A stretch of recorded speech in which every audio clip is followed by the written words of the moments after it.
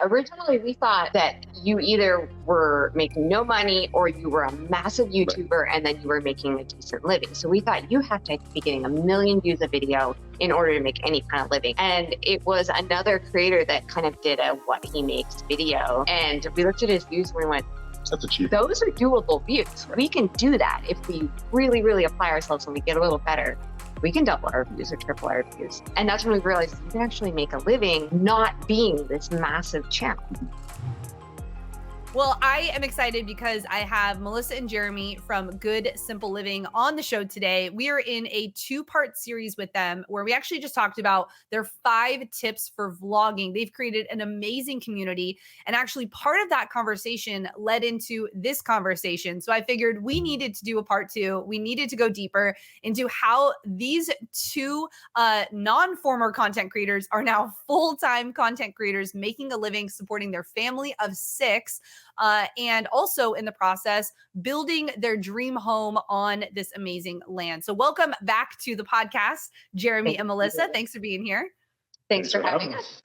Well, I shared your story at the beginning of the first episode. I'd love to dive in for people who are just jumping in right now and just kind of walk us through kind of your journey on YouTube to becoming full-time content creators. You were not content creators before, but now you are. How did this whole thing happen?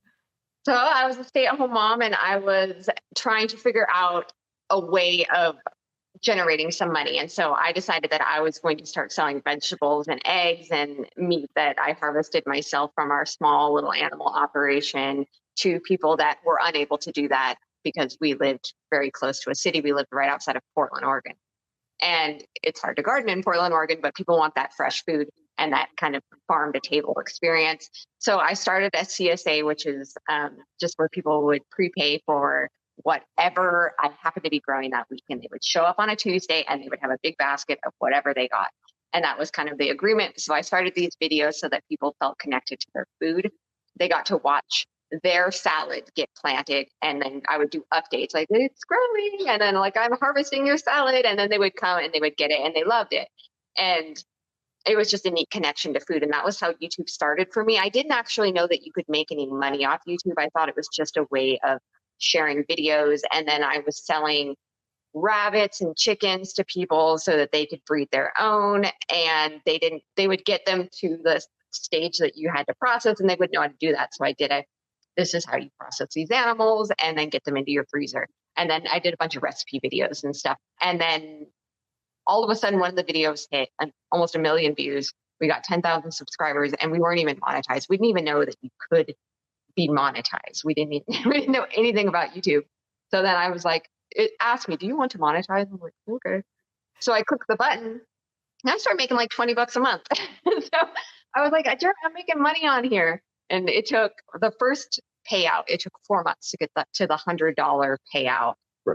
Yeah. And then it was 3 months and then it was 2 months. And then every month I was getting like $130. And he was like, well, keep putting videos out. And that's how it started.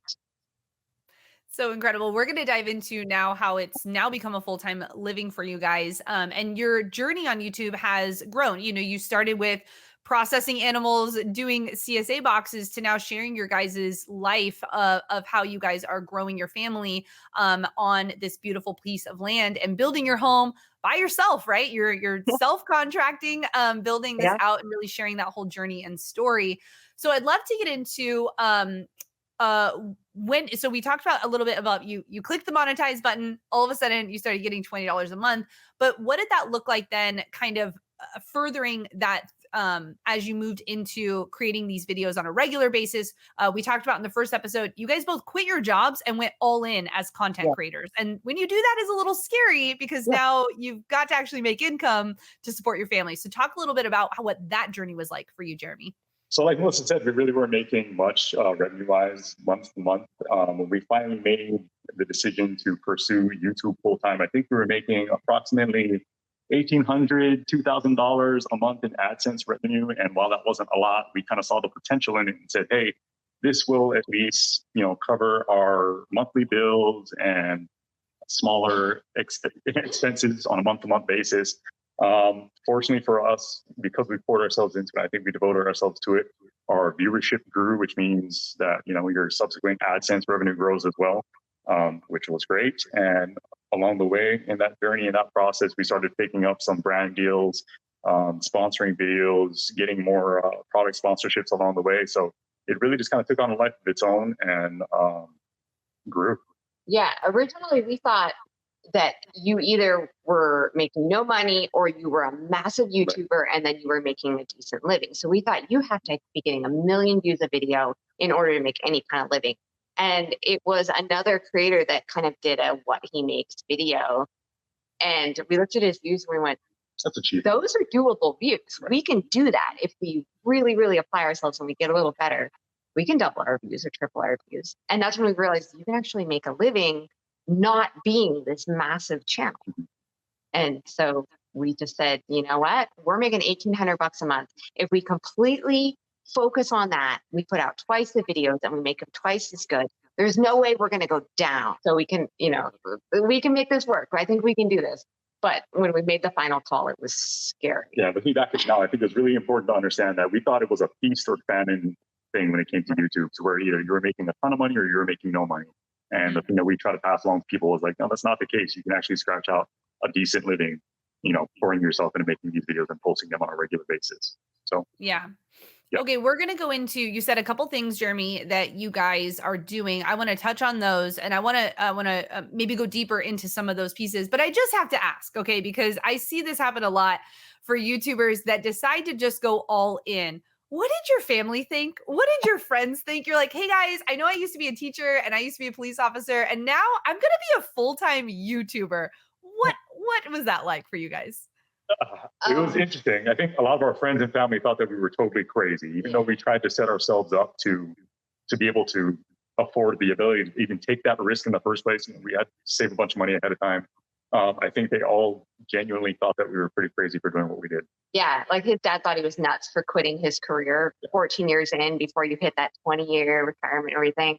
And my dad, he was like, no, that's going to be a great adventure. And then when we actually got out here and he looked around and he saw our trailer and we had no running water, we had no power, we had a generator. He goes, you guys are still over your heads. Like he was mad.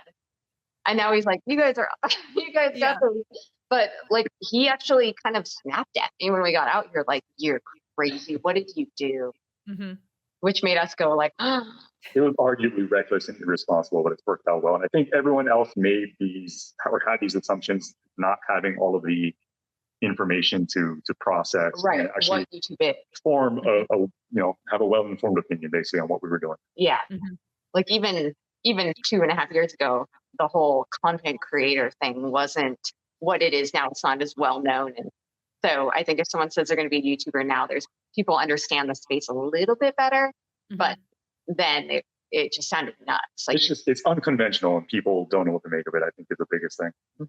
Yeah, I got the same thing. My dad, he did 26 years in the military. For him, he was like, wait, you're going to make videos you're going to put them on the internet and then you're going to get paid to do that? Who pays you? Like that kind of non-traditional type thing. So I just wanted to ask that because I think it's so fascinating when you're kind of those renegades, right? Those pioneers in the family of being like, we're going to just not do it conventional, but this is a real job. We have people in our community, we have doctors and lawyers and contractors and real estate agents that are making more off of YouTube than they are in their practices, in their businesses. And obviously this is part of the business, but the amount that's coming from these channels, from YouTube specifically, and we're going to get into some of the different income ways that you guys are generating. It's generating more than doctor level income for some people. And that to me, you hit on this a little bit, Melissa, too. You don't actually have to have 1 million views per video to make this sustainable. It's understanding that you're building a community that wants to come back more and more so you can build a business around what you're creating. So I love that you guys both talked about those two things. Now, you did mention that you guys started with AdSense with, if you're brand new to the podcast, that just means that you get paid for the content you're creating and you get paid by Google and YouTube. It's the same company, but they pay you to be a content creator, which is amazing because it was one of the first ways that content creators could make a full-time living because other channels, other social media channels were not doing that yet. Now you guys are actually making an income from both YouTube and Facebook. So I'd love to talk about that a little bit. And then brand deals. What does that look like percentage wise? For the income that you guys have, just in a rough estimate percentage of what you guys are doing and bringing that in. Brand deals probably make up close to 2/3 of our monthly revenue. Mm-hmm. So pretty big percentage. And then I'd say the rest is kind of divvied up primarily. The most part of the remainder would be AdSense. And then we have other things that we do. Yeah. Facebook, consultations, merchandise, stuff like that. Right. Mhm. But yeah, the brand deals, that 1 minute integration in our video is where the majority of our revenue comes from. So we do get people saying like, I wish that you would just not do that in your videos. And, other content creators don't do that. And I totally respect content creators that decide not to do that. But for us, we put so much time and energy into one video a week. Probably 20 to 30 hours of editing goes into that one video. We want to maximize that for ourselves and for our family so that we don't have to pump out a video every other day. Because if we were doing a video every other day, the quality is not going to be as good. We're not going to be able to sponsor them because you can't get that approval and everything with the sponsor. And it just makes more sense to put all that work into one video, maximize it, and still have a life. Mm-hmm. Now, you guys didn't just jump into doing all this at one time. A lot of content creators will hear someone like you guys who are a few years down the road already. Talk to me about how you guys added on those different income streams as your career progressed on YouTube. Yeah, we definitely scaled things up over time. So as the channel grew, we fielded far more opportunities with an increase in views. And so, yeah, we took on those new opportunities and implemented them slowly. Are you ready to start or grow your YouTube channel? Do you feel stuck and need help connecting the dots?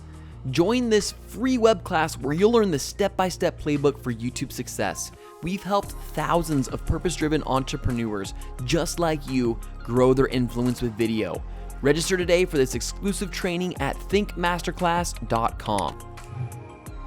So it doesn't matter how many subscribers you have as far as the money you get for a sponsor. It's all about views. They want, what are your guaranteed views? So these sponsors are going to look at over the last 90 days, what view count do you hit every single time? And if you have videos that are getting 100,000 views and you have videos that are getting 300,000 views, you're only going to get paid for 100,000 views. Because the fact that you have a few of those videos that hit that 100,000, that's your guaranteed. They're not going to pay you for 300,000 when it might be a 100,000 view video. So when you're getting 100,000 views, every single video, start reaching out to agencies, or they will reach out to you. They really do come to you, and then it makes it more worth it. Like then it's worth putting that ad in there, and